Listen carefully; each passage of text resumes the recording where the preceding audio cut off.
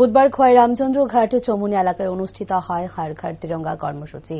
এদিনের এই কর্মসূচিতে উপস্থিত ছিলেন রাজ্যের মুখ্যমন্ত্রী প্রফেসর ডক্টর মানিক সাহা, উপজাতি কল্যাণ দপ্তরের মন্ত্রী বিকাশ দেববর্মা, বিধায়ক পিনাকি দাস চৌধুরী, রামচন্দ্র ঘাট এলাকার বিধায়ক রঞ্জিত দেববর্মা সহ অন্যান্যরা। পরবর্তী সময় অনুষ্ঠানে বক্তব্য রাখতে গিয়ে রাজ্যের মুখ্যমন্ত্রী প্রফেসর ডক্টর মানিক সাহা বলেন, দেশ স্বাধীন হওয়ার পর থেকে ক্রমাগত প্রতি বছর স্বাধীনতা দিবস আমরা উদযাপন করে আসছি, কিন্তু 2022 সালে দেশের প্রধানমন্ত্রী নরেন্দ্র মোদী গোটা দেশবাসীর কাছে আহ্বান রাখেন এই স্বাধীনতা দিবসকে একটু অন্যরকম ভাবে পালন করার জন্য। তার এই পরিপ্রেক্ষিতে হর ঘর তিরঙ্গা কর্মসূচির আয়োজন করে চলছে গোটা দেশব্যাপী।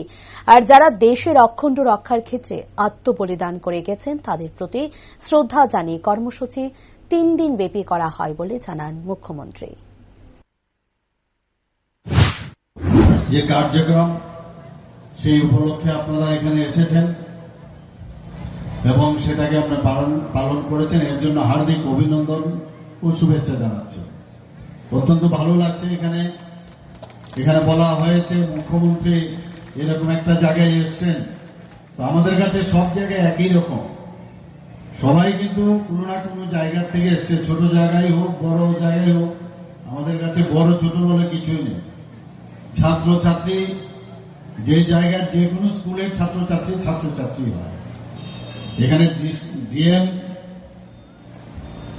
আজকে এখানে ডিএম আছেন, আরেক জায়গায় যাবেন ডিএমও একই পর। আমাদের ওয়েস্ট ডিস্ট্রিক্ট যেমন আছে, বড় বড় স্কুল আছে, এখানেও এইরকম স্কুল আছে। আমাদের কাছে কোনো আলাদা কিছু নাই। এবং এখানে আজকে আমরা সবাই জানি যে 1947 সালে যখন 15ই আগস্ট ভারত স্বাধীন হয়, আমরা জাতীয় পতাকা উত্তোলন করি